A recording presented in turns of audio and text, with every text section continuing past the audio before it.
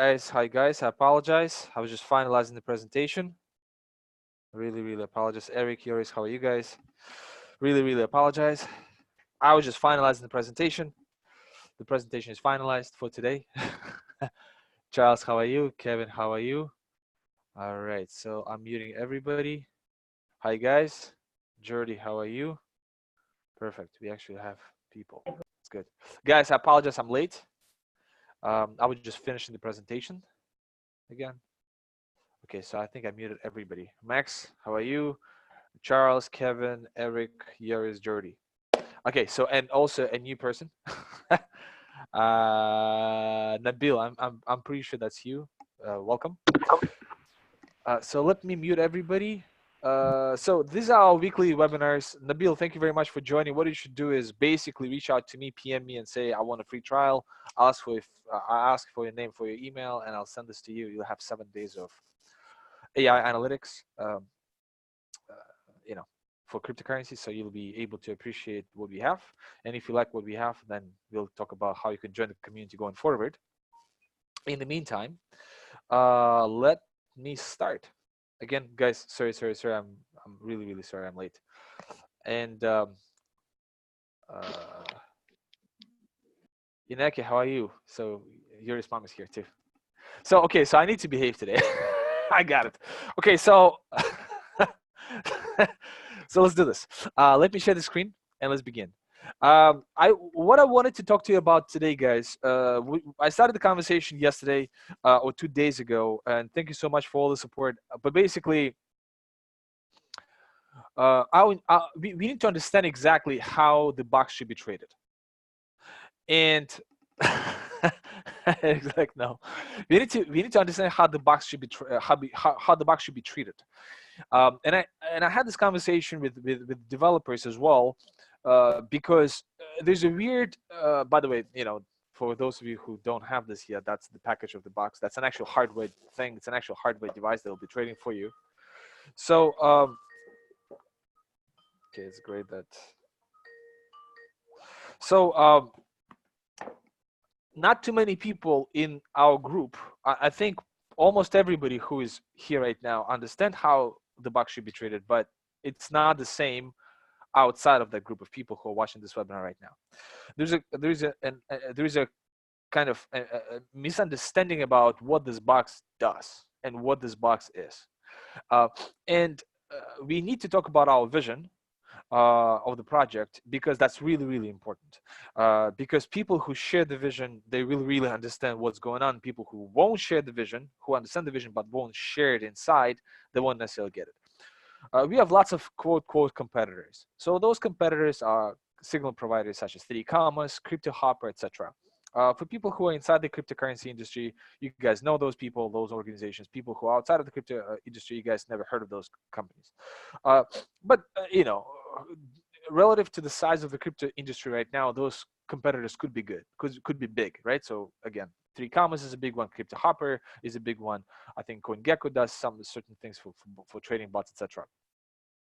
The problem with the competition, and the reason why we as a project do not have a direct competition at the moment, and our direct competition is not the signal providers, although we do signal providing, but our competitors at this moment actually decentralized exchanges, right? If you really think about this. In fact, then it makes sense to say that our competitors are not decentralized exchanges, but our competitors are centralized exchanges, right? Because we like decentralized exchanges. The reason why we do not have any competition when it comes down to to signal providers is because the signal providers have conflict of interest. And let me just summarize this once again, and then we'll kind of get to the gist, right? So guys like 3Commas, guys like Crypto Hopper, there's AI Trader AI, there are like a bunch of others. What is their goal? What do you think? Do they like? What do you think? What do you think these guys want to do? Can you like throw your humble opinions, imhos, in the chat, right? Or maybe unmute yourselves and like, what do you think these guys want? And then we have RoninAi right there somewhere, right? So these guys, 3Commas, Crypto Hopper, AI Trader AI, other companies, these guys want to make money for themselves, That's very fair. We also want to make money. So they all want to make money. So how do they make money? Uh, they understand that first of all, they understand that their analytics sucks. Uh, now, I could be biased saying that. However, yeah, Charles and I, Charles looked into pretty much every single competitor out there. He sent me certain screenshots of, in particular, 3Commas. We just analyzed the signals that these people are giving you, right? Like given to the potential users. And those signals cannot be profitable by definition. They just cannot be profitable, but that's not me being biased. They just don't make any sense. And when I spoke to 3Commas in particular, that's the same exact sense that I got. These people have no idea what trading is. They are good at UI. They're great at making, very user-friendly, interface so people can, easily waste their money there. But unfortunately, they just do not have any worthwhile analytics. Now, when organizations do have worthwhile analytics, they typically offer some kind of reports, some kind of monthly returns, by semi-annual, so by annual return, 6-month returns or annual returns, some kind of research papers, whether academic papers or not. Nothing from these people. Nothing. Well, you'll say, but Peter, they do have a chart on the homepage, and the chart is like 230%. One competitor was 230%, 232%, and they're selling their subscription at $17, right, a month. I mean, what's wrong with this? What's wrong with this is, if these guys are really giving you 230%, first of all, why are they selling this so cheap at $17 an hour? What is their marketing plan? How are they trying to get to 230%? What's the investment analytics? And what is the actual report? Like, give me at least one actual report, right? So none of that stuff is here. Maria, how are you, by the way? And Luca as well. Luca is joining as well. How are you? So I'll just mute everybody whenever.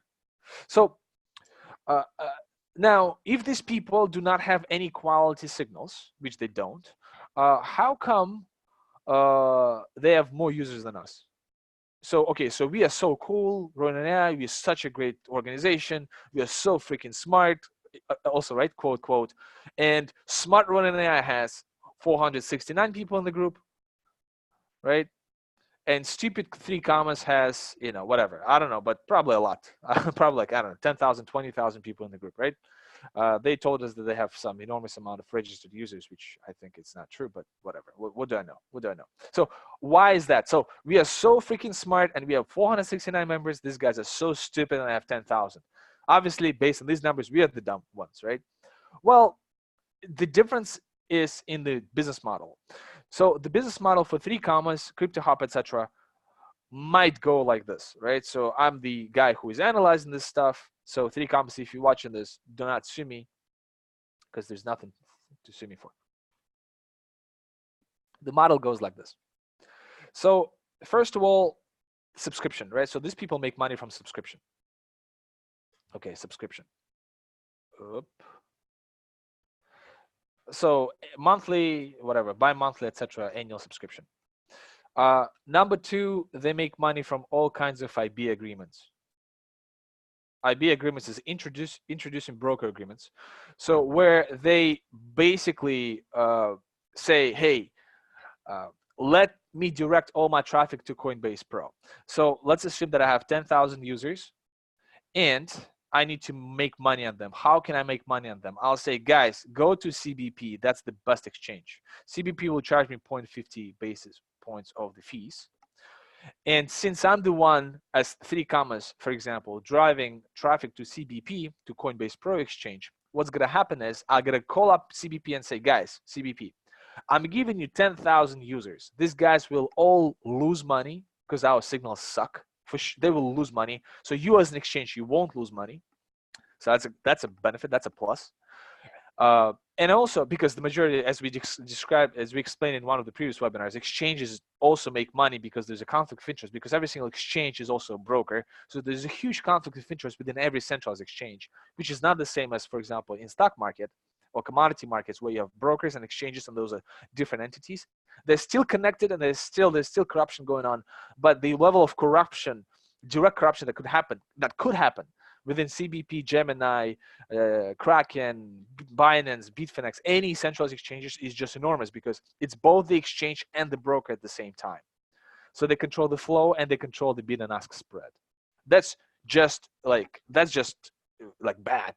So when a 3Commas guy says, hey, all 10,000 users that I bring, they will all lose money, I like those users right away as an exchange, right? Because then therefore I won't lose money, so I will make money on them. That's great. And second, 3Commas say, hey, they will also be trading at market orders, market taker orders, so the highest 50 basis points, so 0.50%. But since it's my user base, let's do a cut. You guys will get, I will get 0.20% from every single trade they make, and you guys will make 0.30. That's the introducing broker. So 0.30 will go to CBP, and 0.20 will go to 3Commas. So now, what is the objective for 3Commas? What's the objective for 3Commas? Please, like, put in the chat. What do you think? What do you guys think the guys will want to do? That's very, very important. Like that's how they make money. They make money from these two things. To make money off, Eric says, to make money off of you no matter what. So exactly, but so how do they do this, right? Because they have subscription, right? They have subscription. That's how they make money. That's the part one. Part two is IB agreement. So how do they make money from the IB agreement? What do they do? Lots of trading, Jordy. Absolutely correct. So they have to make sure that you trade every day 20 times a day. 20 times a day. And Eric, whether you make money or lose money. Exactly. So they don't care about this. They just care that you trade as much as possible. They trade as much as possible. They get in 0.20%. For example, I'm just making these numbers up. I'm not sure what's exactly going on, but that's kind of what I feel is going on. Now, they will tell you, again, Peter, if you're so smart and these guys are so dumb, how come 10,000 users go there every day? Or whatever, right? Well, to be honest, I don't know. I don't know why 10,000 users go there every day. I won't have an actual answer, but there are two reasons why I think they would go there. So the first, like, why 10,000 users who will lose money by definition? By definition, why would they go to 3Commas? And 3Commas says, well, you know what? Our goal is to make money for our users. It's clearly not the goal, because there's not too much education going on. They don't educate their users. And if a user is not educated, that user will be over trading regardless. And he or she will be making stupid trades based on unproven strategies that these guys have. So therefore, whatever they say that our goal is to make money for you, that's just a false statement. It's not supported by the business model. But why would people still go there if they're losing money? There are two reasons. First of all, they're gamblers. And everybody's a gambler. Everybody's addicted. And number two, marketing. I would not be surprised if 30 to 50% of the entire revenue that they make is reinvested into marketing. I would not be surprised. So these two reasons. So they find the gamblers who want to gamble. Those gamblers will just gamble, whatever. Boom, done. And it's a numbers game for them because they do know it's 90, 90, 90. So 90% of traders will lose 90% of their capital within 90 days. And they'll just go for it. They'll just try to figure out those gamblers and just invest. Take their money. A gambler would typically not put a lot of money. They would not typically put $100,000. They would typically put $1,000, $2,000. And so it's a numbers game, right? So if each gambler puts $1,000 and loses that $1,000 within 90 days, 3Commas just has to find those $1,000 people, and they can find lots of those people. They're called retail investors. There are lots of those people, and to those people, $1,000 could be a huge amount of money or not. Does not matter. There's a huge number of those gamblers out there. There's a huge number of those retail investors out there. That's what they do. Ineke wrote, because they have the illusion they can win without not doing something. And that's precisely right. Because, what separates 10% of people from 90% of people? 90% of people, not very successful, not very healthy, not very, rich, not very whatever. And then 10% there's a company in the 10%. There's a combination of people who love what they do, people who have great families, people who have great work, people who have great businesses, people who do what they do really, really well, whether it's their business or not, doesn't matter, whether they work for the government or not. So what separates 10% from 90%? 90% of people think it's possible to do something with not doing anything, and 10% of people think it's impossible to do to get something without doing anything, right? So that's pretty much, I think, it's a difference, and that just applies to to all areas of life. Like for me, I still am the impression that that I can not exercise and be healthy. But my age is telling me, and I'm only 30 years old, I'm turning 31 soon, and my age is already telling me that that's not the case, Peter. You should probably start exercising and stop eating pizza every day, which I do. So, I really hope that in the health aspect, I'll slowly turn from 90% to that. Like in health, I'm definitely in the 90%. So things like that. So, Jordy, playing devil's advocate here, but I think many people also go there to be able to use trading bots and no signal following. I'll explain it in a second. And Kevin, so Eric said, exactly, both of you. Kevin said 90% just want to spend their money and have lots of party. Well, that's exactly right. You guys should do two for one. The movie with Al Pacino and the guy who played in, I forgot the movie, Interspatial or whatever. That 2 for 1. That's Al Pacino movie. Just watch that movie. 2 for 1, two for one, something. So they explain they really well explain in one sentence. Two for the money. That here we go. Two for the money. That's the movie. Watch it. Watch it. They explain the psychology of a gambler. That's like a need. That's a deep need that people just need to feel that of pieces of crap, and that's why they lose money just to have that feeling. And there are lots of those people out there. So boom. So that's model. So now Jordy is saying, listen, Peter, not necessarily correct. What if people go to these providers and they have their own strategies and they just want to create their own trading, like they just want to have access to the trading bot? Here's a problem with those trading bots. The biggest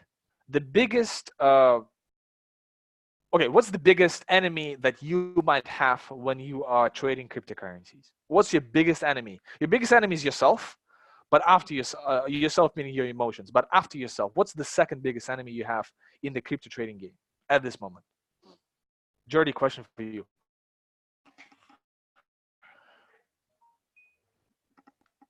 Nabil is saying volatility. Volatility is your friend. Volatility is your friend. Actually, so volatility, we're going to talk about. Volatility is risk, and we need risk. Without risk, you're absolutely correct. Fees is the second biggest enemy. So let's just figure out the fees. Liquidity, yeah, liquidity is an enemy as well. Yeah, I mean, I can disagree. Liquidity first, and liquidity risk is actually agree. Let's focus on fees though. Actually, I'm not sure which one is more severe. Fee and liquidity, they're equally bad. But let's focus on the fees, right, Jordy? So here's the thing. Do you think these bots are trading limit orders? First of all, meaning market maker orders. And second, do you think that those signal providers are forming liquidity pools to give you the lowest fee? So answer those two questions.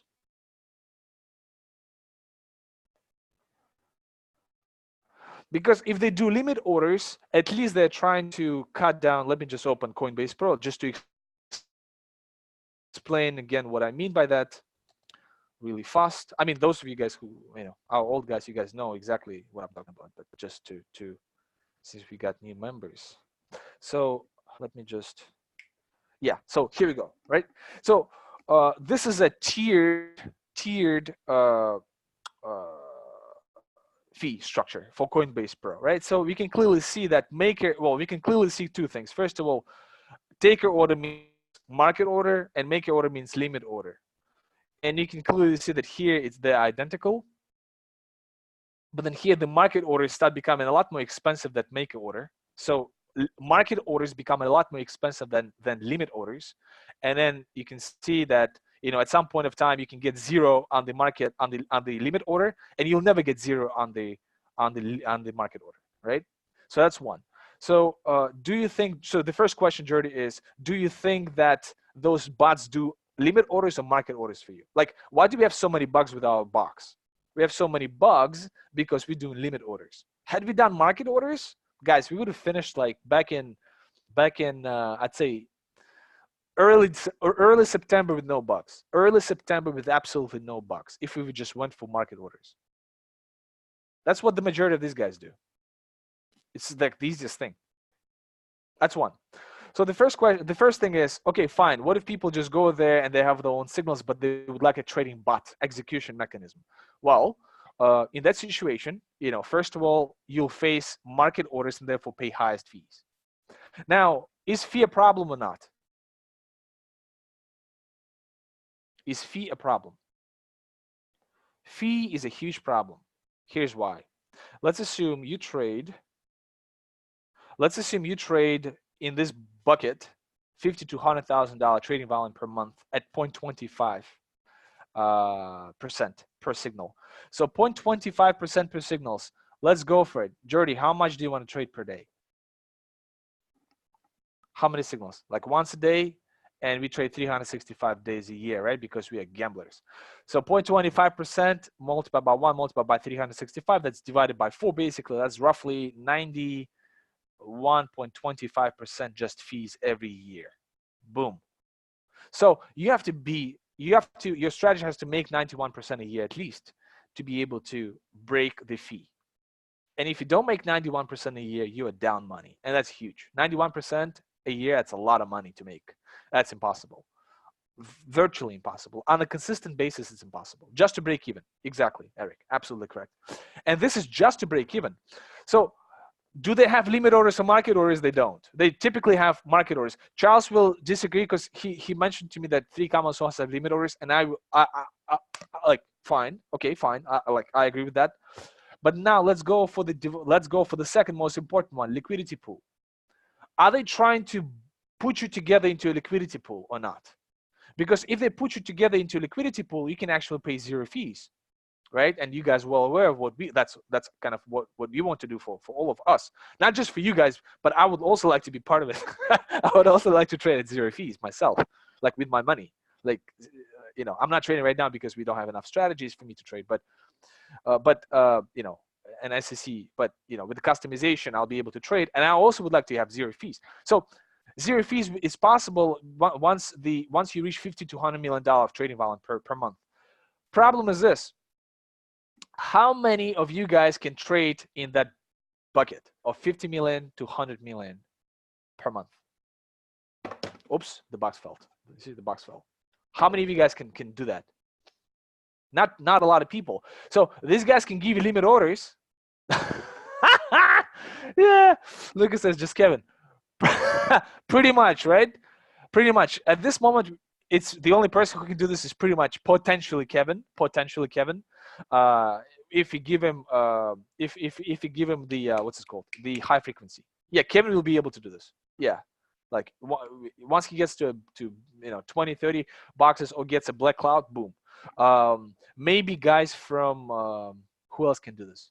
Maybe Vietnam can do this, right? With Try. He's considering to get like 50 boxes, also black cloud. He can do this too. I think what's his name? Paul from South Korea. He might do this, right? Because he's also considering getting black cloud, right? Maybe Arthur plus Joel plus Michael, right? The guys from Texas. Well, Joel is in New York City, but Michael and Arthur, these guys in Texas. So the Texas cartel. Maybe these guys could do this, right? So maybe Yuris, maybe the Dutch community, right? So what I'm trying to say is, like, it's a community. Community can get that. But how many individual players can get that? Nobody. Okay, so what do? Then you cannot trade. So if you want to save on fees, what do? You either never enter the crypto market at all, or you do buy and hold. And if you have nobody else, if you have no network whatsoever, what I would do, and you still would like to have cryptocurrency exposure, buy and hold is actually the best idea. And it sucks. right? Buy and hold sucks. We explained that in another webinar why it sucks. Um, because it does not have a clear entry and clear exit point. It doesn't have it, so you don't know when to exit, and then you'll panic and make all the wrong moves. So what do you like? So going back, Jordan, to your question, if all these people, 3Commas, Crypto Hop AI Trader, if they really cared for your and gave you the best trading bot, they would try to accommodate those two things. Are they trying to accommodate them or not? Answer this question. If they're not, then chances are their goal is to make sure you trade as much as possible, and they know this. I mean, numbers like, I mean, I did this numbers like right now in a second. Like, I don't think that incompetent to not know that that's what they're doing. If they're incompetent to that extent, then I'm not sure why you guys will ever put your money there. And number 3, obviously, they all hold your API keys. Oh yeah, boy. They hold all that stuff. They're hacked, you hacked. Boom. Central applications, right? All the security. I mean, obviously you can change your API keys, but who knows? Who knows? Who knows? If you find out that they're being hacked, you can change it really fast. But let me go through the comments really fast. So that's good. If there is any liquidity, they're top 5. I think they have to manage the balance between some wins on the marketing claim. It's enough take win less than lose, and a lot of trade volume, lots of money both ways. Yes, Luca, exactly right.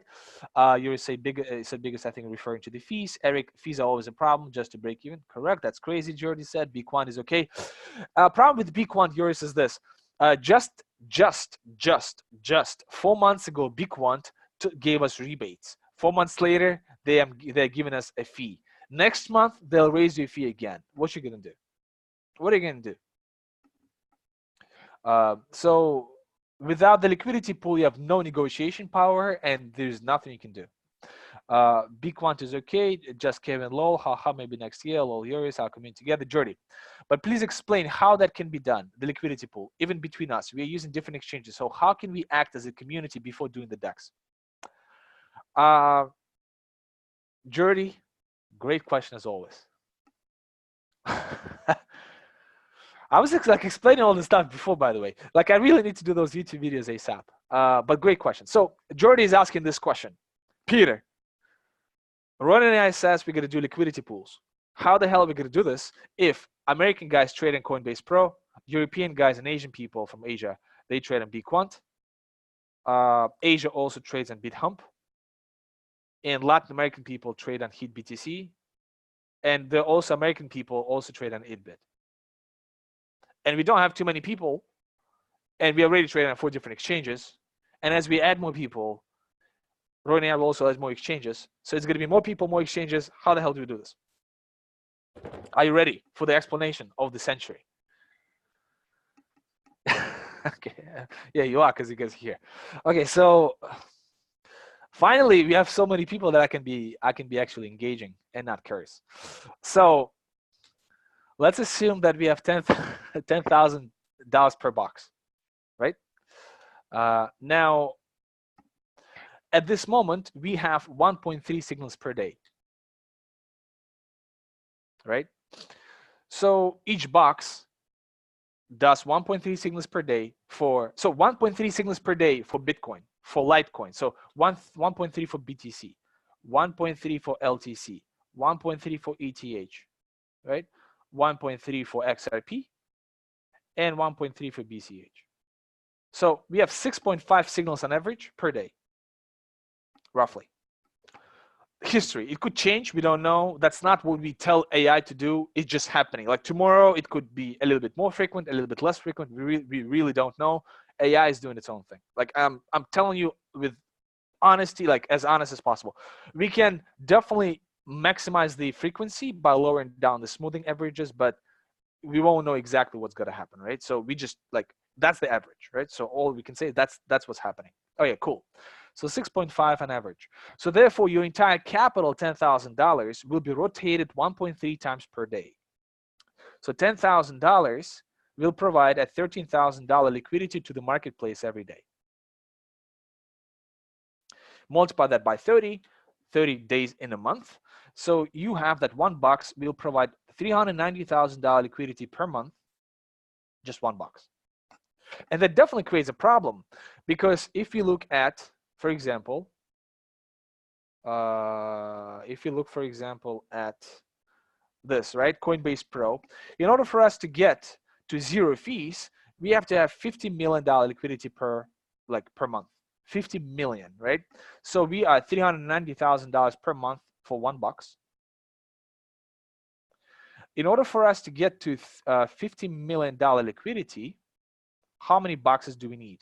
Easy math. Divide 50 million by $390,000. I've been doing that many times right now, but I'll do it again, and I'll record a video about this for sure, because that's a question. So I just did the math. It was 128 boxes. I just did this in Google Calculate. I can show you again, right? So now we're like, oh shoot, like we need 128 boxes, Peter. 128 boxes. We only have 100 right now worldwide. We need 128 just for CBP. We probably need 128 for BQ1. Make sense so far, guys? You guys follow me so far? No. I've been explaining this quite often, like every other webinar, I think, on average. Okay, good. So this is good. So now, Peter, what's the plan? What's the genius plan? How the hell are we going to make sure that we can get to $50 million per month within reason? Well, there are a couple of things you can do. Correct, Kevin, absolutely correct. So we need 128 boxes and $10,000 per box. Absolutely correct. For CBP. Well, first of all, it's not the same for Bitfinex, for example. And Yoris, you answering exactly the right question. So I really jump in. So Bitfinex, for example, is asking for $7.5 million only for 0 fees. And I like that exchange a lot more than I like BQuant. And at $7.5 million, that's roughly what, 6 times less, right? So instead of 128 boxes for Bitfinex, we'll need this divided by 6. So that's about what, like 25 boxes or something, right? For Bitfinex. So for Bitfinex, Bitfinex, you guys can trade this, right? Like Europe and Asia can trade on Bitfinex. US, I'm not sure. So 25 boxes for Russia, for Vietnam, for Thailand, for Netherlands, for Spain, for UK, for Switzerland, for Israel. Everybody can do Bitfinex. Boom. These are the people we have right now. Now, what if you do more trades like Yuri says? Instead of 1.3 trades, let's do the following. So I'm going to change this 1.3 to 20 trades per day. Can we do this? Yeah. I would say fork, yeah, we can definitely do it. So if you have 20 trades per day, the $13,000 is not anymore $13,000. How much liquidity do we offer to the market space? You do this, you rotate $10,000 20 times a day.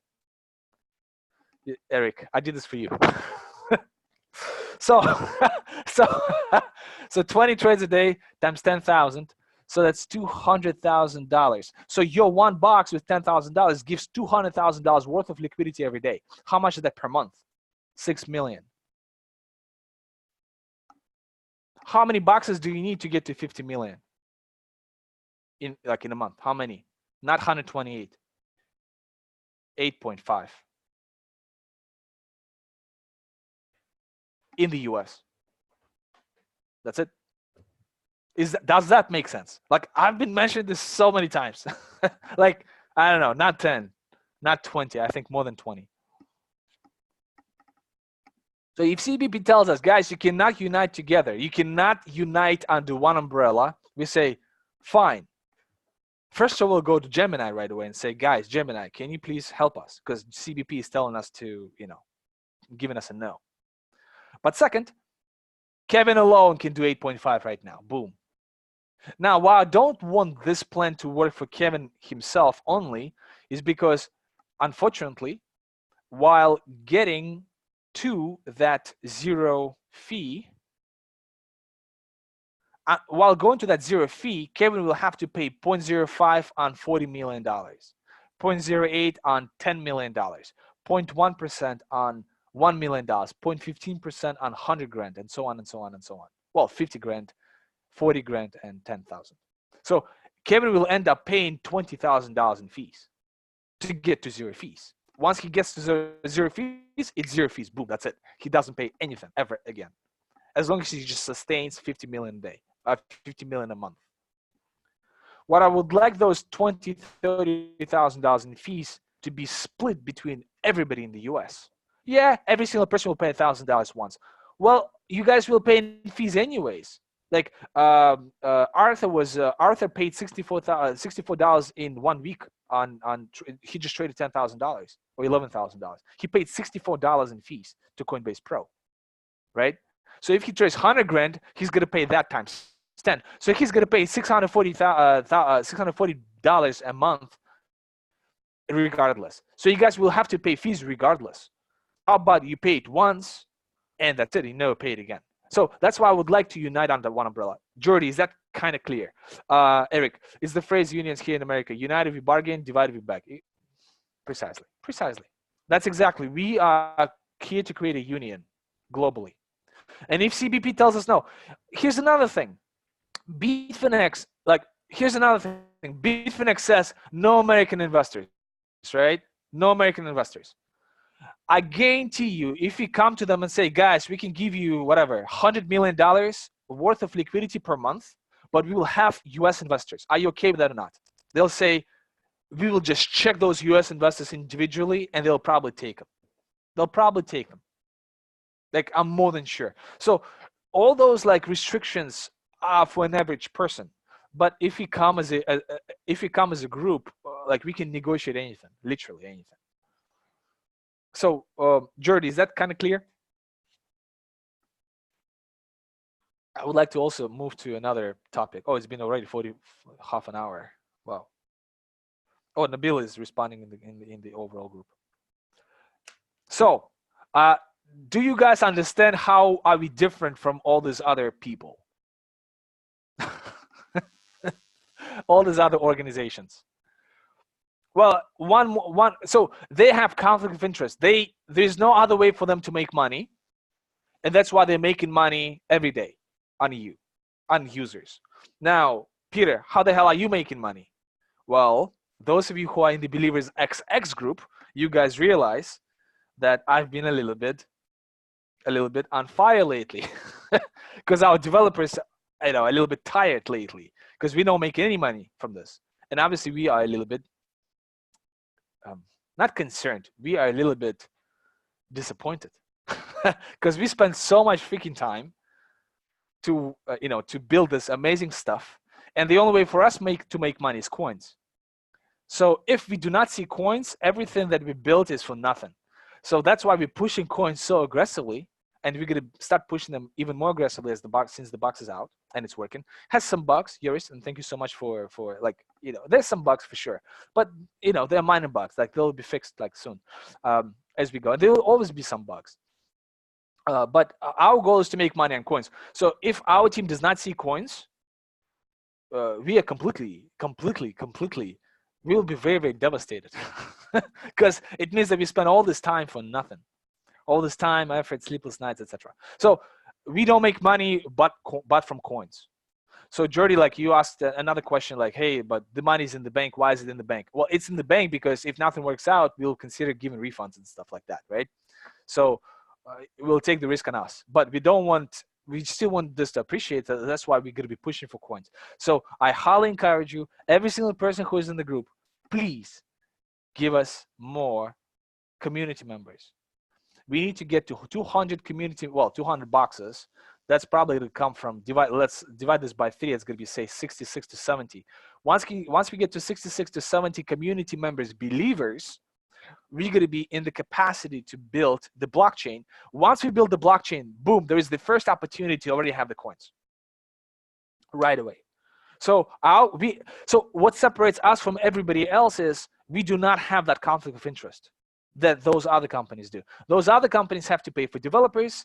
They don't have any coins plans, so they obviously have to make money somehow, so they make money every day. We originally said we're not going to do it like this. Well, we started in September 2018. That's what we thought we wanted to do, but that plan just didn't work out. Like, we didn't like this idea, and users didn't like this idea, and I think we stopped it like in November or December, whatever. Like, we also started the SaaS in September, so Oh, Ineke, thank you so much for being here. Um, so we also started as a SaaS, but now then we pivoted whatever in November, December, January into like coins. So we need to make coins. So the only thing that separates us is we have no conflict of interest, and therefore we are incentivized to make sure you guys make money, because if you guys don't make money, you will leave, and you have to make money. So we have to give you the best AI that actually makes money. We have to give you the best execution so you can actually execute those signals. We have to have the best negotiating power so you guys do not lose money on commission.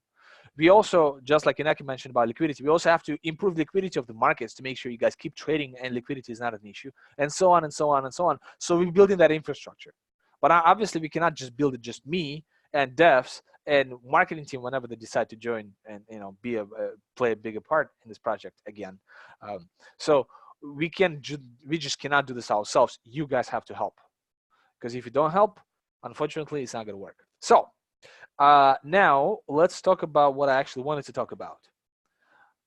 So Ineka left.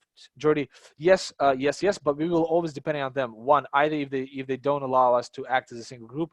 Two, if they decide to raise the fees. So it works like this, Jordy. So I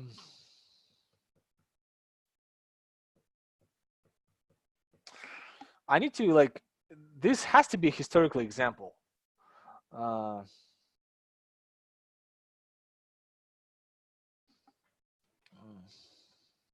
Russia and Ukraine. Okay. So we have developers from Ukraine. So Alex, if you're watching this, please don't get mad at me. I'm from Russia. I wouldn't say I'm completely apolitical, but I'm pretty I kind of don't care, right, of what's going on, as long as people are people. I do have certain principles, obviously, but overall, I'm pretty indifferent. And there's Europe, like Germany and stuff like that, Poland, I think.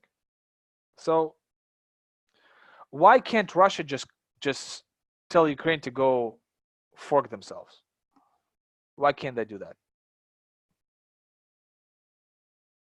Why can't Russia say in that economic war against Ukraine, Russia is selling gas, natural gas, to Europe?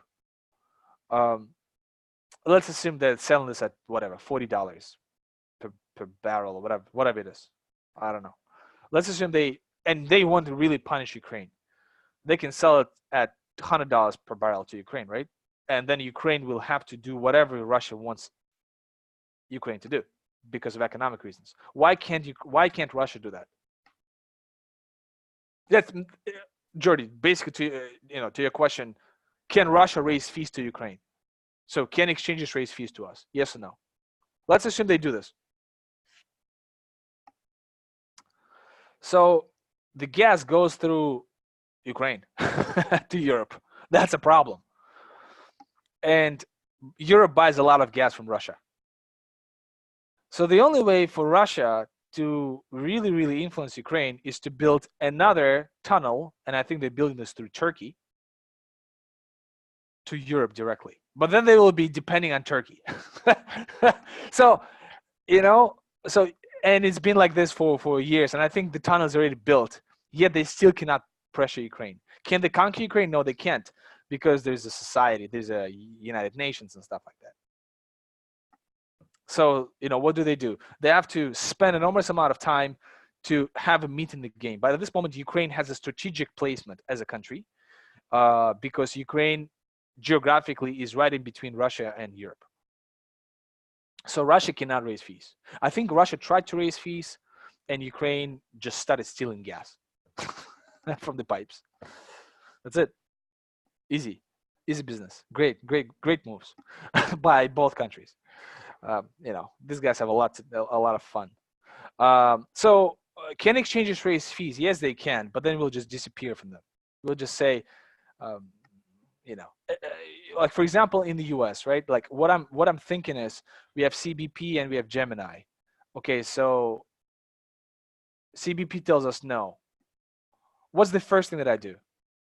Well, yeah, in this situation, we kind of like Ukraine. Yeah, so CBP just did it. So right now we have no skin in the game. Right? Like for example, Russia can do a lot of things to, I don't know, whoever is watching this, no offense, but for example, Tajikistan, right? Like they can do pretty much anything they want to Tajikistan, because Tajikistan has no skin in the game, nothing. For Russian strategic purposes. Again, they probably do, and we actually have some partners from Tajikistan. So if you guys watching this, please do not get offended. But Russia can do many things to Tajikistan. Russia cannot do those things to Azerbaijan, because Azerbaijan has their own oil, right? Russia cannot do much to Kazakhstan, and Russia cannot do much to Belarus, and Russia cannot do much to Ukraine. So with all this military power, Russia cannot do anything to many countries, because those countries have skin in the game.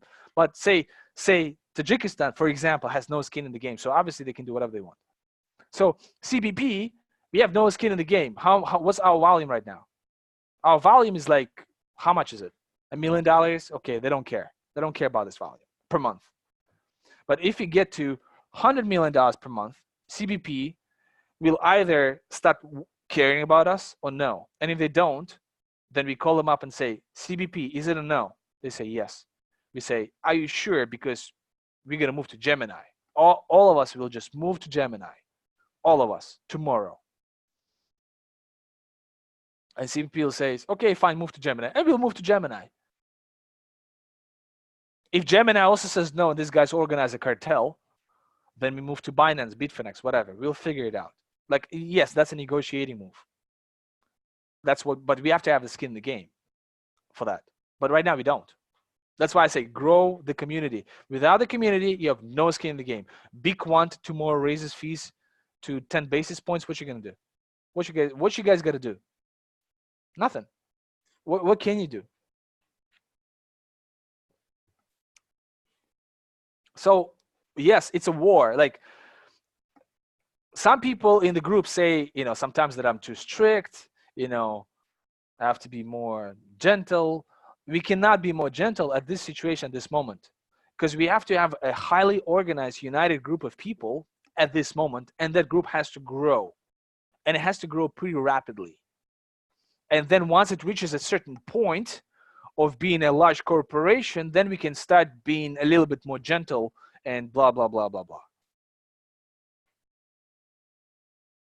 But at this moment, we can't. We have to grow fast, aggressively, and we have to fight with these people, with all these organizations. And we are, at this moment, not a big organization. Let's put it this way.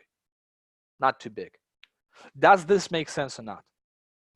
What I put in the Believers XX group, big picture. Our big picture is to be on these guys' map. These guys have to realize that we exist.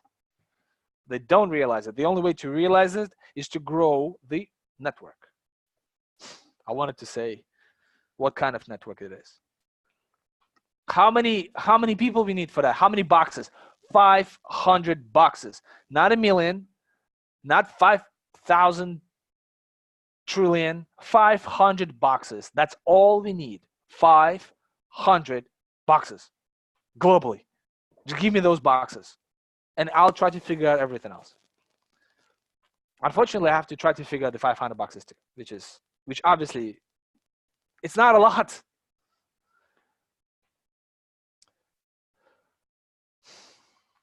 What's better, a box or an iPhone? The same price. What can you do with an iPhone?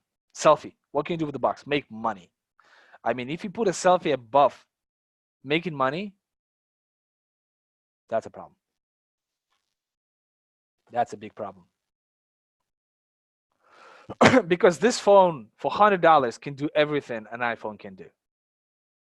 75% of my communication in Telegram groups is through this $100 phone.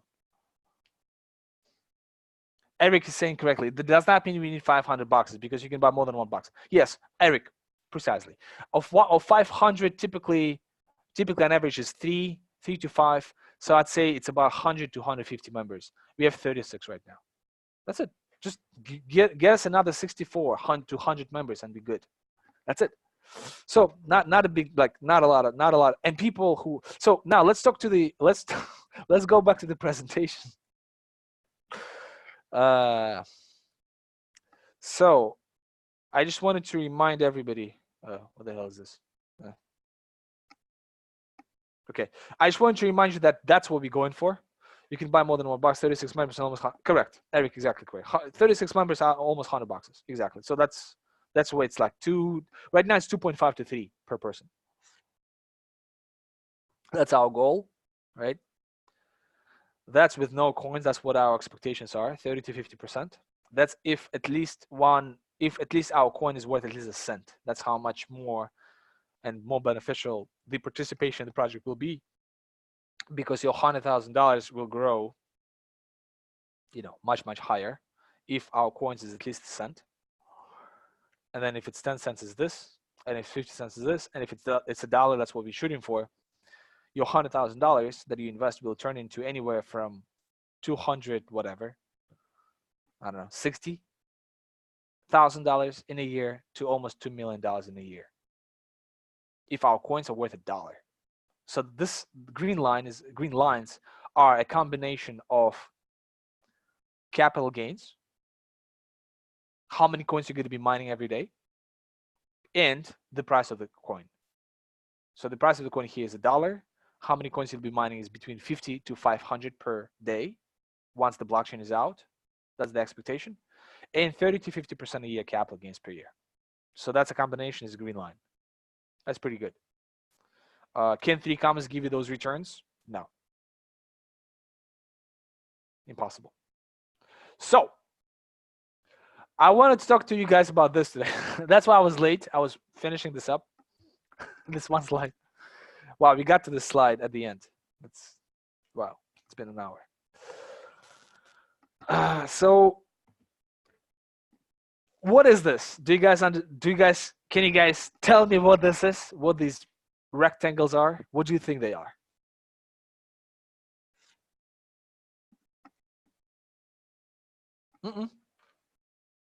Kevin is saying different AI. I mean, it could be, but it's not. That's not. It definitely could be, but it's not. Could be, but no. Yes, Yoris, exactly. These are the employees. Employees of what?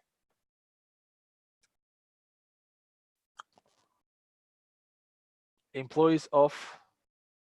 Nope. No. You guys saying, these guys are saying our project of RoninAi. No. Of United States, of us. No. These are the employees of yourself. Us. No, guys, we don't have this. Like, I'm playing. No, like, I'm playing all these roles then. And devs are playing IT. And well, Max is also playing portfolio manager with me. Fund managers. Here we go. Exactly right. So, Nabil, you see, a new gentleman comes in and brings knowledge. These are the employees of a typical hedge fund. Okay? So these are the roles of a typical hedge fund. So let's go through each one.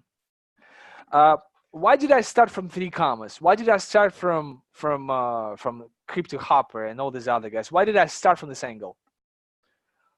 Some people, including myself,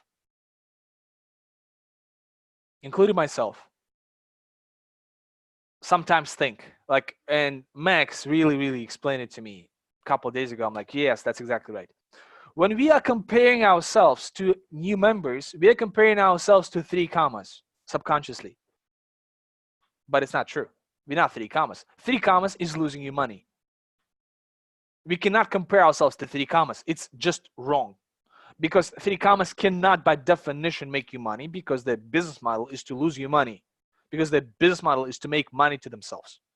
So by definition, we cannot be comparing ourselves to 3Commas. Is that clear or not? Because when Max explained this to me, I'm like, boom. Like, it's just a wrong comparison.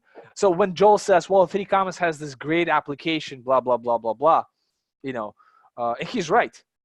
But those applications are great for a reason. They're beautiful and neat and great UI because they want you to feel comfortable losing your money. because that application by definition cannot be profitable. We can do the same thing. We can do a random generator on the back end, have no freaking maintenance for the database because we're not collecting any data. We can just be, just pushing out, random stuff, random percentages. In which situation we do not have to have maintenance for the service. We don't have to have maintenance for the AI. We don't have to do any academic research. All we have to focus on is great UI. Just hire a bunch of designers and front-end developers. Because back-end will be easy. On the other hand, we have back-end people and front-end people we invite, like as freelancers. Like we just, hey, like, can you please, draw the screen? Like we give them a sketch and then they, turn this into a wireframe, then turn that into like an actual development. Like front end is very limited. Back end is what we have at most. And we are playing with the back end a lot. So guys, this is actually very important. Jordi, I think you might have a question. Like, I'm not like picking on you in particular, but I think we actually think similarly in this situation. Like I just thought, like, oh, in my head, like how can I explain to the guys that that we don't have such a great UI as 3Commas? And Max is like, that's how. Like, so is that clear that we are not 3Commas because we will never be 3Commas? Because 3Commas' goal is to make it fun for you to lose money. Their whole staff is based on UI and UX to make sure that it's easy for you and beautiful. Is that clear or no? Like pluses or yeses or something. If it's not clear, let me try to explain or ask me questions. It's very, very important. It's very important. This webinar is actually very important, and this differentiation is extremely important. Yours is clear. Okay, cool. A couple more people say it's clear or not. If it's not clear, let me try to explain from a different perspective. Making money is difficult. You guys, to make money, have to wake up at 6 a.m. and go home back from work at 11 p.m. or be involved in some side projects or work for 40 freaking years. Then later on, just to be forked over by your employer for whatever reason,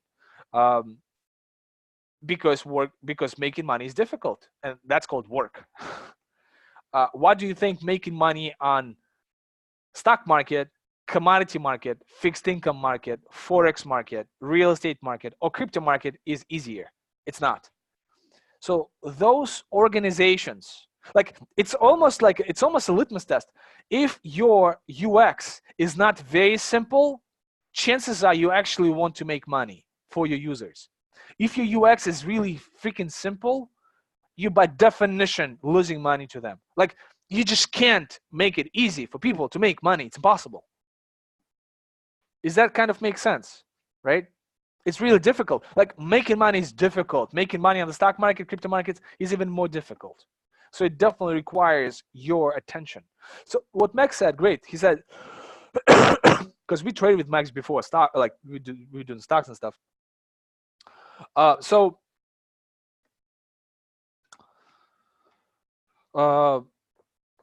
He said, Peter, like when we traded, like, and when you trade on Wall Street and in Chicago, like, explain me how many people were employed by those by the bank or the hedge funds.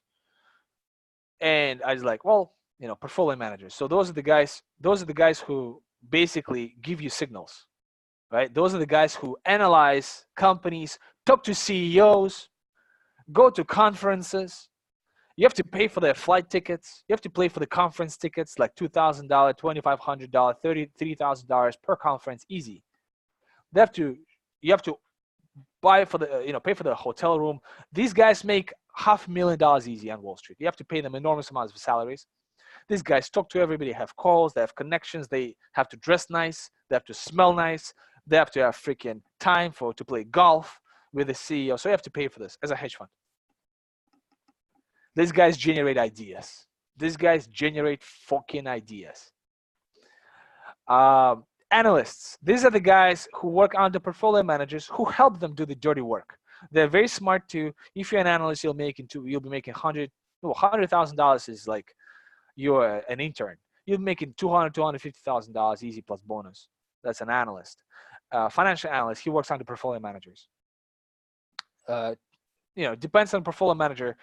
1, 2, 3. I don't think they have more than that analysts typically under one portfolio manager. So these guys work together as a team. So analysts also go with portfolio managers to trips to figure out the best freaking ideas. And remember, I put the statistics of hedge funds right in the group, how they don't outperform. Oh, excuse me, how they completely don't outperform. So you have to pay these schmucks huge amounts of salaries, and these guys cannot give you any freaking nothing. Nothing. It's a random walk. Some portfolio managers will make money, some portfolio managers will lose money. So these are these guys make the most money in the hedge fund. Then traders. So traders are the ones who execute the signals for you. So typically, portfolio manager will talk to the analyst, and then analyst will communicate the strategy to a trader, and trader will trade. They will execute it in the best possible fashion. Traders paid a lot of money first. Traders are being invited so traders at a hedge fund are being invited by brokers, by traders at a bank to fancy dinners and stuff like that. I was invited to a bunch of really, really fancy dinners, fancy, the fanciest of the fancy. Where waiters were probably making more money than me in those restaurants. So traders trade. Do you think traders have problems executing trades? Do you think it's happening ever or no? So it's clear that portfolio managers and analysts, for the most part, are full of shit. They don't know anything. Some of them make money some years, some of them lose money some years. On average, they are worse than the market. What about traders? Do you think traders have... So somebody came to me and said, hey, Peter, I need you to trade, 1 million BTC. Do you think I'll have issues executing those that order? Do you think I'll be making mistakes while executing that order? Do you think the exchange that I'm trading at will have issues? Do you think my internal algorithms will have issues at a hedge fund? Do you think the bank that I route this order to will fork me over and give me the worst possible price? Do you think that's a possibility, or it never happens at a hedge fund? What do you think? And then I'll tell you personal stories. Well, professional stories that I personally experienced. Any idea? So just to people like you guys, you guys saying that, hey, the box is not perfect, is making... Well, you guys not saying that, but some people are saying that who are not on this webinar. Well, the box is not perfect. It's freaking not perfect. It has to be perfect. While working at Citigroup, and Greg will confirm, Greg is not here, but Greg will confirm, every single freaking week, Citigroup was top 3 investment bank in the entire world based on assets. Now I think it's definitely top 10, probably top 5. So it was JP Morgan, it was Goldman Sachs, JP Morgan, and Citigroup. And Citigroup got to the top 3 only because of the crisis in 2008, because all the banks got bust. Citigroup also got bust, but they had this huge commercial banking arm, and therefore they were, based on assets, the top 3 bank in the world when I was working there. Huge bank. During my years at that bank, every single week, the database to New York Stock Exchange would go bust. It just wouldn't work for an hour. We would call our clients and say, we would call to our hedge fund clients, our asset management clients, our mutual fund clients, pension fund clients, and we call them, guys, we cannot execute the order. You have to wait. Do you think these guys fired us? No. You know why? Because every single bank had the same issue. They can fire us and go to JP Morgan. Well, guess what? JP Morgan would have the same exact issue, even worse. They could go to Goldman Sachs. Goldman Sachs had it a little bit better. But still, European banks like Deutsche Bank and UBS, the Commerce Bank from Germany, these guys had much better IT systems, but they still broke down. American banks, Bank of America was terrible in terms of systems. Citigroup was terrible in terms of systems. JP Morgan was terrible in terms of systems. Goldman Sachs, Morgan Stanley were much, much better. Wells Fargo was really bad. So we actually were top of the industry, like, well, one of the top in terms of IT. So hedge fund guys, so these traders had to go back to their PM and say, hey, I cannot execute this order for you because somebody, they would probably refer to us as monkeys. Those monkeys at Citigroup forked up their systems. They probably refer to us as monkeys. I'm more than sure, because it's just unacceptable. 21st century, guys. It was 7 years ago. Not 30 years ago, it was 7 years ago. I don't think anything changed since then because the top people flew away from the banks. So some positions could not be executed by the trader, and the trader is being paid. And on the other hand, at the bank, I'm also being paid. We're paid enormous amounts of money, and we cannot execute the idea of a portfolio manager. Okay. Is that clear, this side of the spectrum? Now let's go to the other side. Accountant, risk analyst, risk manager. So accountant, unfortunately, it has to be you guys, yourselves, because you guys managing your own money. Risk analyst and risk manager. So in Chicago, the whole company of 30 people, it was a prop shop, 30 people. We had one risk manager, one guy, forgot his name. Paul, maybe. No, not Paul. Whatever. He didn't like me anyway, so screw him. He really didn't like me. So that risk manager guy was responsible for risk overlook for 30 people. Of the 30 people, 10 traders, the rest is IT and HR, like IT, HR, operations, and one risk manager. How much do you think he was paid? That risk manager, how much? To manage only 10 traders, only 10 traders. I don't think they were making $100 million volume per day. How much? I'm guessing $250,000 to $300,000 easy plus bonus, which is probably like X or 2X, or anywhere from 1X to 5X actually. So therefore his salary could be anywhere from, from $500,000 to 1.2 million per year. He was responsible for sitting in front of 3 screens and saying, hey, Bob, you just went above your limit on the risk. You have to minimize it. Hey, Sean, you cannot open those trades because they're putting us at risk. He told the CEO once, I remember that specific story. He's like, Igor, the Russian guy, Igor. At 33 years old, we thought he was $100 million net worth. A genius guy. The guy, freaking legend, a legend. I really want him somehow to get involved, but he doesn't talk to me because I blocked him too many times over the last couple of years. He's not responding to my emails. But if this guy somehow joins us, I don't think we'll ever have a problem with $500. He'll just sell it to all his friends in Chicago. It's gonna be a tough sell. But I remember that situation when Igor became a little bit emotional and he was losing money and he said screw it, and he just started buying more. And that guy said, Igor, we can't do this. Igor's like, whatever. And then he's like, well, Igor, he keeps buying, and he's like, that guy's like Igor, the trading is done in 5 minutes. Igor, are you sure? Oh shoot. And then Igor said, shut the fuck up. Shut the fuck up. I'm doing this. And then he figured the situation because Igor is a freaking genius. But there was on the risk where the entire company could be at risk. So that happened once over the course of my tenure there of almost 6 months, right? So for that, the guy is being paid $500,000 just to be that, that vigilant twice a year, basically. For being vigilant twice a year, he's paid $500,000. Let's go back. IT. So in that specific prop shop, I'd say 12 people, 10 traders, I'd say, and 18 IT. At the bank, the entire IT department. IT was paid a little bit less than traders, obviously, but they were still paid $100,000 a year each, at least.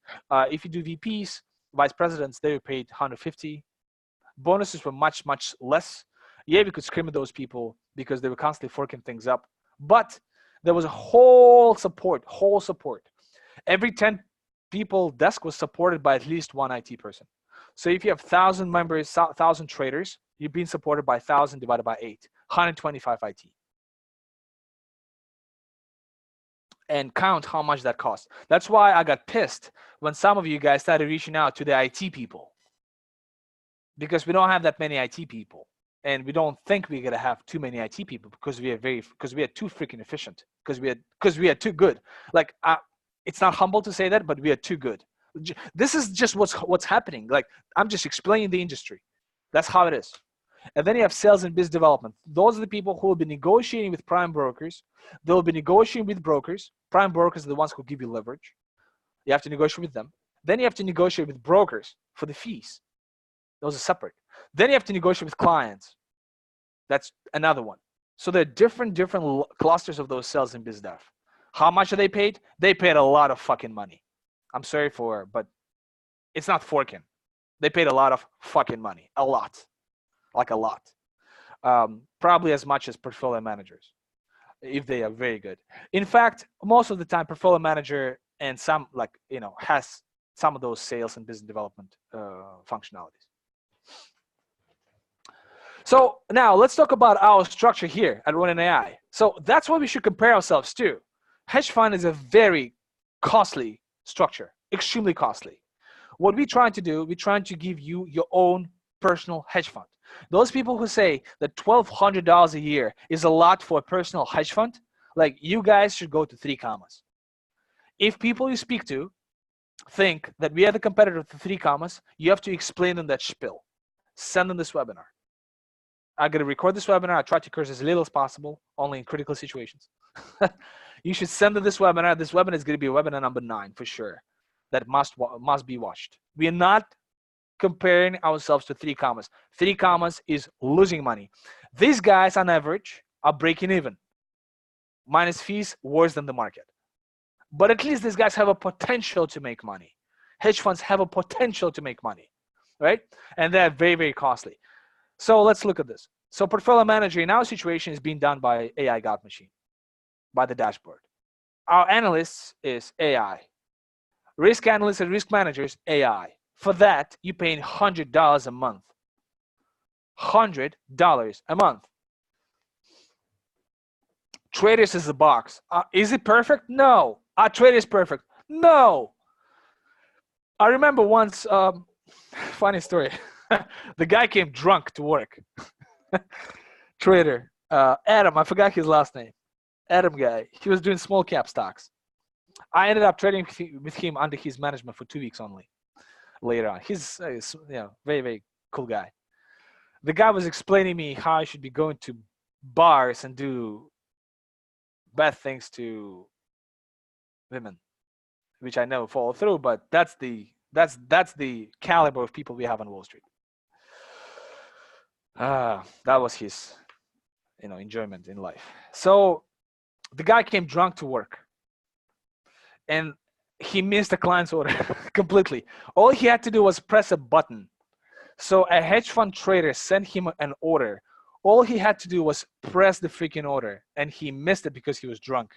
And one of us pressed it for him, like half an hour later. That happens all the time. All the time. You'll say, well, it became better because now it's all electronic. Well, guess what? Electronic trading is managed by what? By people. Because people have to manage servers. Charles, whenever you have a chance, if possible, you mentioned that you might be managing, you might be in that space. You can tell us your personal experience, how amazing that experience, how much you love that job, specific function of it, of managing servers, right? Servers always go bust for no reason. And you have to reinstall, and you have to pay people lots of money. Yes, the box is not perfect, but it's nearly perfect. There's nothing better in the industry. There's nothing better in the industry, especially at this price. And I think our box is better than what hedge fund managers and broker dealers, broker traders will do. So that's the box. So portfolio managers AI, analyst is AI, risk analyst is AI, risk managers AI. So all this stuff is managed by AI. They manage your risk. They give you buy and sell signals. They do all the necessary research, and it's consistently relearning itself. These guys, portfolio manager, what? You think they get an MBA every 2 years? No, they got an MBA once and that's it. or they got their master's degree once and that's it. Our AI is getting a PhD diploma every 12 hours in risk, in in new trends in crypto, in new trends in the industry, in new trends in blockchain space. That's what our AI does every 12 months. Then it gives those signals to the box and the box executes them like a pro. Sales and biz development, it's a different color. You see IT and sales and biz dev, those are different colors. IT is a little bit bluish, while sales and biz dev is a little bit like greenish. IT is our developers at this moment, right? So do not touch them, please. Like they're very freaking busy to manage all this stuff at no pay. They're supposed to be paid a lot of money for building this shit. They're supposed to pay a lot of money. So do not touch them, please. Sometimes I'm connecting them to you, but they're very busy and they're underpaid. So how about we pay them? How? Box sales, the best remedy. And this is our community. I'm part of the community. So I'm definitely a person who also has to do sales and who also has to do business development and negotiation. Who else is doing this at this moment? I can name it. Try from Vietnam. Doing it. Paul from South Korea, I need to figure it out. Second, Yuris. Jordy. Who else is doing this? In terms of sales, Joel. Joel is doing sales and business development. He reached out to Itbit. Yeah, he's quiet in the group. Unfortunately, I want him to be more active. But he reached out to Itbit. He reached out to Coinbase Pro. He brought Arthur. He brought his dad. He brought himself, obviously, right? So these are, I'd say, like the top 4 right now we have based on the results. Engagement in the group is also important. Those people, like as I explained, those people who have no access to the circles, compensate that no access to the circle of people who might get the bucks through your participation, right?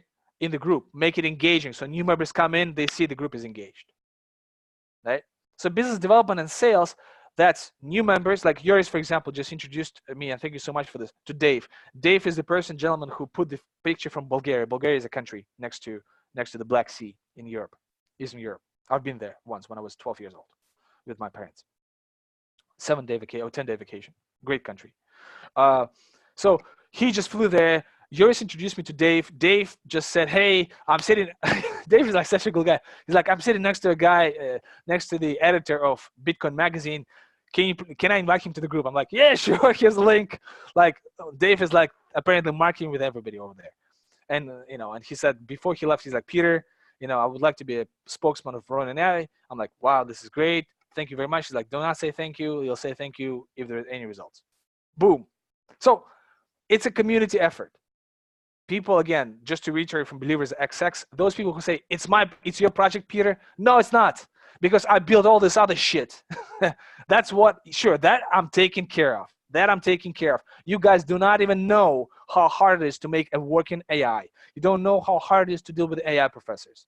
They're professors. Try dealing with them. Good luck. It's difficult to build a freaking box. When developers leave you have to find new developers. Then you have to maintain it with IT. Then you have to talk to you guys, right? And get the feedback. And I also have to do sales. I'm fine. But if I'm doing all this stuff, is it a decentralized hedge fund or it's a centralized hedge fund?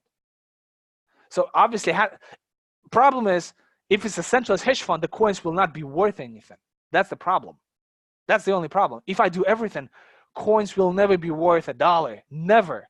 Because the community will come, like Vitalik Buterin will come, look at this and say, hey, there are 5 people who do things. It's, Yuris, Jordy, Troy, Joel, and Peter, right? And there are guys like Kevin, Eric, Charles, who are participating. There are 10 people in the group. It's not decentralized. And there's like Max from the development team, 10 people in the group. This project cannot be worth $1 billion. It's impossible, right? So we have to have more active members who either participate in the group actively or who compensate their participation by sales and vice versa. Sales, business development, introduction to new exchanges. However, if we build this right, if we build this right, it's very difficult based on the valuation to not be worth $1 billion. Like, it's going to be extremely difficult. Is it a full-time position, full-time engagement that I'm asking for you guys? No. Part-time, I don't know, 10, 20 hours a week. That's it. If we do this all together, guys, we can, Kevin is saying we can change history, and that's for sure.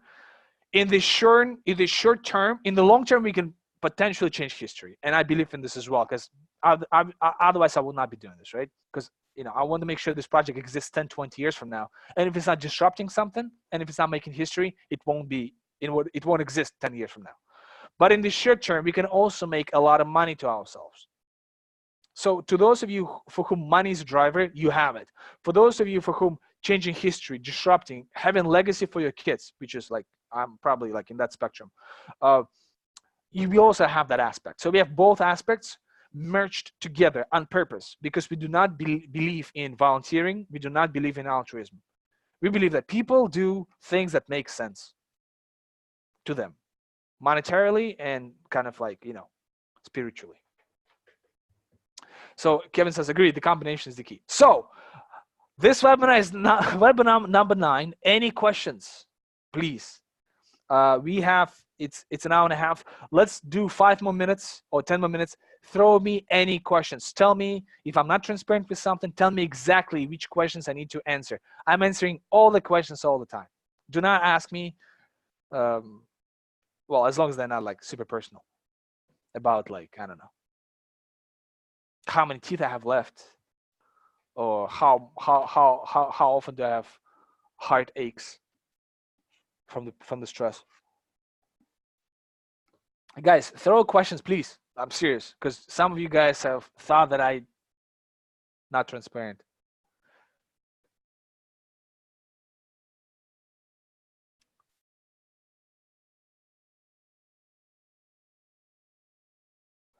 So Kevin, we can help people make money today and make the planet a better place for their grandchildren's grandchildren in the future. Correct. We can build legacy here. So for that, we need to have an organization, decentralized organization, but people don't work for free. Not all of it. Not all people, unfortunately. So we have to have financial incentive for them to be part of this project. Nabil, I'm curious to know more about the box. I have been receiving emails about it recently. Nabil, we need to have a separate call with you, and then I'll explain everything on the call. In the meantime, watch the webinars. We have 8 webinars featured. We have a lot more, because those webinars happen every single week. But those 8 webinars in particular explain the entire, like, everything from top to bottom. They explain, I'd say, 80% of all the information that we, that you need to know. Yuri says, miss signal. Is the smart limit order time too short? It does not get triggered so often. Can you please elaborate on that, Iris?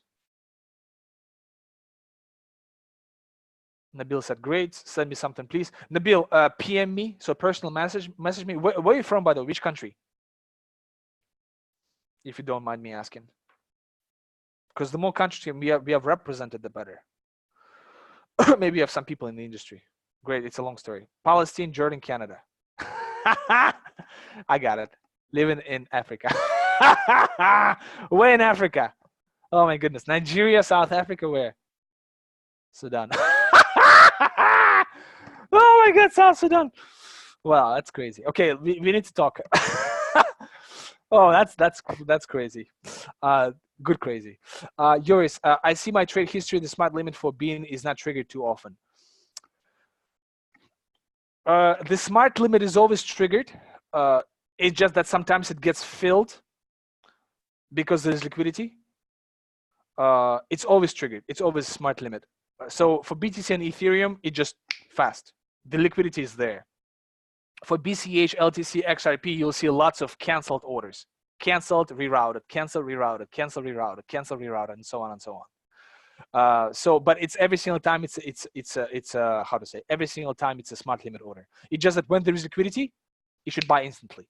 However, you can try to put $10,000 into Bquant and see and try to do BTC with that. You will see that you have canceled, rerouted, canceled, rerouted, canceled, rerouted. So $200 for BTC is good with Bitcoin, but like I'm pretty sure that $10,000 will, you won't be filling it really, really fast because there's no liquidity.